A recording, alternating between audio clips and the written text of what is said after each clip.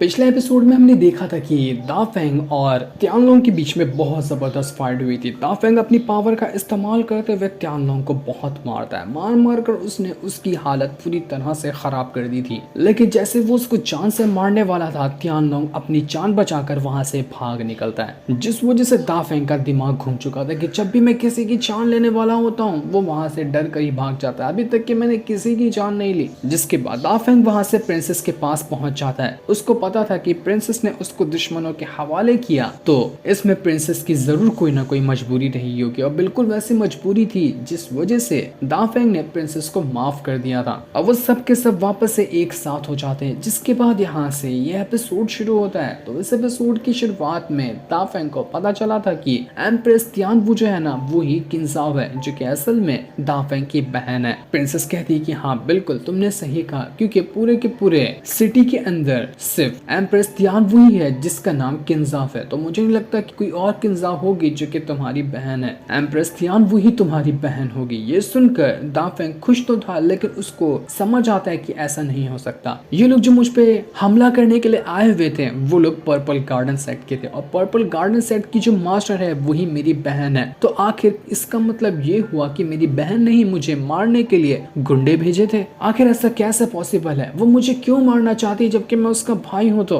Princess कहती है कि शायद ना तुम नहीं जानते कि एम्प्रेस तियान वो किस तरह की है। वो अपने माँ बाप को मार दे, अपने बच्चे को मार दे, अपने पूरे परिवार को मार दे, उसको कोई फर्क नहीं पड़ता। इतनी निर्दय किस्म की वो इंसान है, तो तुम उसके सामने क्या चीज हो? एक ऐसा भाई जो उसको बहुत सालों बाद मिल रहा है, तुमको तो वो भूल तक गई होगी। दाफेंग को फिर भी समझ नहीं आ रहा था कि मैं तो इतने प्यार से अपना पहाड़ी छोड़कर आया था अपनी बहन से मिलने के लिए, उसको ढूंढने के लिए मैंने कितना टाइम लगा दिया, और देखो वो तो मेरी जान लेना चाहती है, जबकि मेरी उससे कोई दुश्मनी नहीं, बल्कि मैं तो प्यार से उससे मिलने जा रहा हूँ। प्रिंसेस कहती है कि वो लोग चाहते ना तो तुम्हें माउंटेन के अंदर घुसकर भी मार देते, लेकिन उन्होंने तुम्हें वहां जाकर क्यों नहीं मारा? हो सकता है कि वहां पर तुम्हारे मास्टर रहते होंगे, जिससे उन सभी की हालत खराब हो गई होगी। वो तुम्हारे मास्टर से डरते होंगे, इसलिए वो लोग वहां पर नहीं गए। दाफेंग कहता है कि जो मेरे मास्टर है ना, बचपन में मेरी बहन को उन्होंने ही सिखाया था। तो आखिर ऐसे इंसान के साथ, ऐसे इंसान के खिलाफ वो साजिश रच सकती है क्या? नहीं, मुझे यकीन नहीं होता कि मेरी बहन इतनी ज्यादा बुरी नहीं हो सकती। ये कैसे पॉसिबल है? प्रिंसेस कहती है कि देखो दाफेंग, टेंशन लेने की जरूरत नहीं है, मैं हूं ना तुम्हारे साथ। अगर तुम्हें मेरी बातों पर यकीन नहीं है या दुनिया की बातों पर यकीन नहीं है, तो मैं तुम्हें खुद तुम्हारी बहन से मिलवाने ले जाऊंगी। उससे मिल लेना, उससे बातें कर लेना, तुम्हें यकीन आ जाएगा। दाफेंग कहता है कि ठीक है, मैं अपनी बहन से भी मिलूंगा, अपने मास्टर से भी मिलूंगा, और ये सब चीज जान कर रहूंगा कि आखिर एम्प्रेस तियानवू का ऐसा कौन सा दुश्मनी है मेरे को लेकर जो वो मुझे मारना चाहती है। मुझे इसकी वजह चाहिए कि वो मुझे क्यों मारना चाह रही है। इसके बगैर मैं शांत नहीं बैठने वाला। जिस पर प्रिंसेस कहती है कि ठीक है, हम कल ही चलेंगे यहाँ से सिटी की तरफ, जहाँ पर एम्प्रेस तियानवू रहा करती है। वहां जाकर तुम उससे मिल सकते हो। इसके बाद वो सारे के सारे लोग वहां से आगे बढ़ना शुरू कर देते हैं। लेकिन जैसे ये लोग आगे बढ़ रहे थे, पीछे से तियानलोंग और जितने भी बदमाश थे उनकी नजर अभी भी उनके ऊपर ही होती है। ये लोग लग रहा था कि फेविकॉल से चिपक चुके हैं दाफेंग के, और वो कैसे भी करके उसको मार कर ही रहेंगे, क्योंकि प्रिंसेस तियानवू का जो ऑर्डर है। तियानलोंग जो था वो अपने साथियों से कहता है कि हमने बहुत बार ट्राई कर लिया इस दाफेंग को मारने का, लेकिन हम हर बार नाकामयाब रहे। हमें लगता है ना कि और लोगों के सपोर्ट की जरूरत है, तो जाओ और जितने भी पावरफुल बंदे मिलते हैं ना, सबको लेकर आओ। हम सब मिलकर यहाँ पर फिर से दाफेंग को मारने की कोशिश करेंगे, क्योंकि हमने इस दाफेंग को एम्प्रेस तियानवू के पास पहुंचने से पहले नहीं मारा ना, तो हमारी मौत लिखी हुई है। एम्प्रेस तियानवू हमें काट कर फेंक देगी। उससे बेहतर है कि दाफेंग को ही मार दिया जाए, ताकि हमारी जान तो बच सके।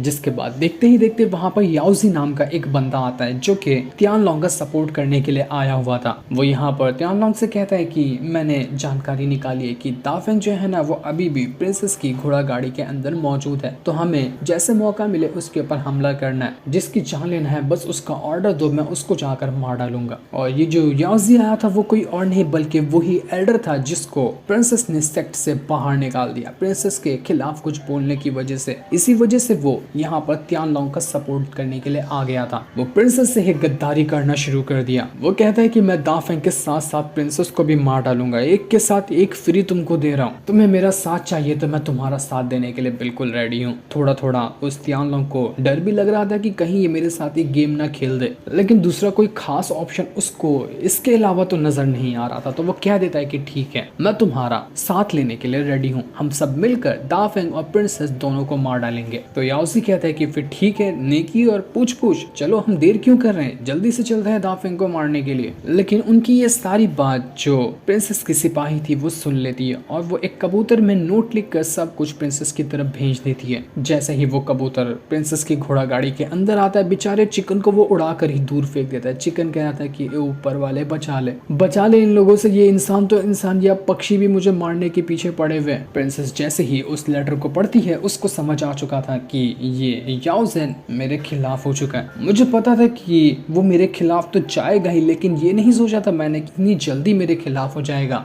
अच्छा हुआ कि मैंने उसको सेक्ट से बाहर निकाल दिया, वरना कभी भी वो हमारे खिलाफ जाकर हम सबको फंसाते हुए हमारी जान ले सकता था। तियानलोंग तो हमारा दुश्मन बना ही था, अब ये एल्डर भी हमारे दुश्मनों की लिस्ट में शामिल हो गया। समझ नहीं आ रहा कि अब हमें करना क्या चाहिए। बाकी लोग भी प्रिंसेस से पूछते हैं कि आप ही कोई प्लान बनाओ, क्योंकि हमें तो समझ नहीं आ रहा कि हम क्या करें। कोई अच्छा प्लान बनाना होगा ताकि इसकी मदद से तियानलोंग, एल्डर और बाकी सभी दुश्मनों से बचते हुए हम यहाँ पर कैपिटल सिटी जा सकें, वरना हमारे लिए बहुत बड़ी मुसीबत खड़ी हो सकती है। ये सुनकर प्रिंसेस जो थी वो थोड़ा अच्छे से सोचती है और अच्छे से एक प्लान बनाने के बाद वो जनरल से कहती है कि घोड़ा गाड़ी को ना यहाँ से सबसे नजदीक एक ऑक्शन हाउस होगा, वहां पर जाकर रोक देना और ज्यादा फास्ट मत चलाना ताकि ये तियानलोंग और बाकी पीछे छूट जाए। मैं चाहती हूँ कि वो हमारा पीछा करते हुए उस ऑक्शन हाउस तक के आकर पहुंचे। एक बार हमने तियानलोंग और बाकियों को वहां तक ले आया ना, उसके बाद हम अपना प्लान एग्जीक्यूट करेंगे, पहले हमें उन्हें वहां तक के ले जाना है। तो जनरल कहता है कि ठीक है, जैसा आप कहेंगी मैं वैसा ही करूंगा। हम यहाँ से जा रहे हैं उस ऑक्शन हाउस के अंदर। प्रिंसेस बाकी सिपाहियों को भी उनका प्लान बता देती कि उनको किस तरह से ये प्लान को फॉलो करना है। प्रिंसेस बाकी सभी से कहती है कि तुम लोगों को टेंशन लेने की जरूरत नहीं है, मैं सबको यहाँ से सेफली कैपिटल सिटी ले जाऊंगी, क्योंकि इस तरह के बदमाशों से पालना मेरा अभी नहीं पड़ा। मैं बहुत पहले से इस तरह से बदमाशों से लड़ते हुए आई हूँ, तो मुझे अब आदत हो चुकी है। कैसे इनसे निपटना है मुझे ये अच्छी तरह से आता है। प्रिंसेस दाफेंग से कहती है कि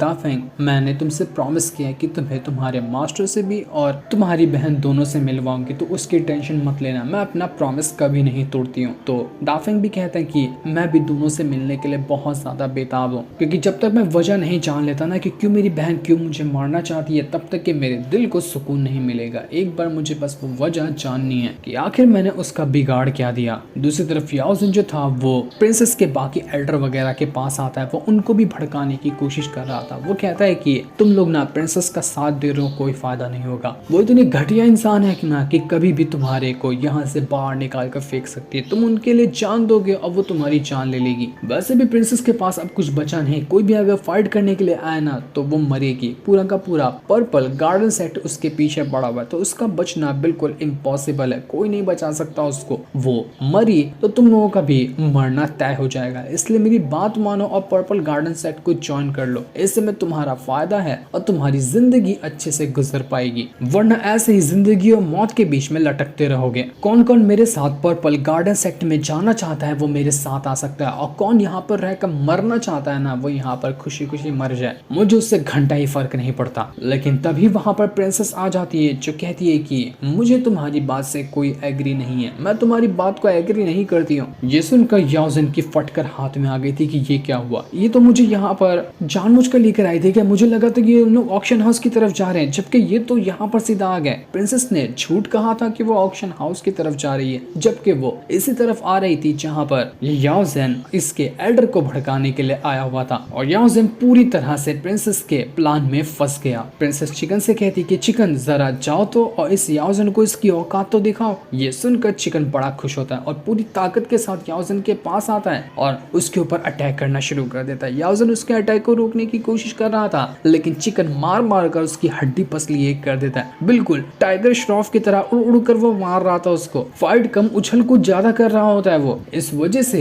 याओ ज़ेन की हालत खराब हो चुकी थी। जितना वो लोगों को भड़काने के लिए आया हुआ था, कोई भड़का तो नहीं, लेकिन वो अपनी खुद की हालत खराब करके लेट गया। इसके बाद प्रिंसेस जो थी वो वापस से यहाँ पर अपनी कुर्सी पर जाकर बैठ जाती है। वो अपने हॉल के कुर्सी में जाकर बैठ चुकी थी और जनरल जो था वो याओ ज़ेन को वहां से बाहर लेकर जाकर फेंक देता है। प्रिंसेस यहाँ पर सारे के सारे एल्डर वगैरह से कह रही थी कि देखो मैं थोड़ी कमजोर थी, पहले मैं तबीयत काफी ज्यादा खराब रहती थी और रातों को अजीब से ठंडी मुझे पकड़ लेती थी, लेकिन अब मैंने धीरे धीरे करते हुए अपना इलाज ढूंढ ढूंढ लिए हैं। मेरी हालत में सुधार आते जा रहा है तो आप लोगों को टेंशन लेने की जरूरत बिल्कुल भी नहीं है। मुझे कुछ नहीं होगा। अगर आप लोग मेरा साथ देना चाहते हैं ना तो आपका खुशी से वेलकम है, लेकिन अगर अभी आपको लगता है कि मैं किसी काम की नहीं हूँ और फ्यूचर में मेरी जान जा सकती है जिस वजह से आप लोग मुसीबत में आ जाएंगे, तो आप बेफिक्र मुझको छोड़कर जा सकते हैं। मैं आपको नहीं रोकने वाली। मैंने अपनी तरफ से हमेशा कोशिश की है कि अपने लोगों को सपोर्ट दूं, उनकी सुरक्षा करूं, लेकिन आपको ऐसा नहीं लगता है तो आप जा सकते हैं। और रही बात पर्पल गार्डन सेट की, तो उनकी टेंशन लेने की कोई जरूरत नहीं है। उन लोगों का इंतजाम मैंने पहले से ही कर दिया, वो हमारा कुछ नहीं बिगाड़ सकते। ये सुनकर जितने भी एल्डर वगैरह थे वो बहुत ज्यादा खुश हो जाते हैं कि हमें तो आपके साथ ही रहना है, आप जहाँ कहेंगे हम वहाँ जाने के लिए रेडी हैं, हम आपके लिए अपनी जान तक देने को तैयार है, हम कभी भी आपके खिलाफ नहीं जाएंगे।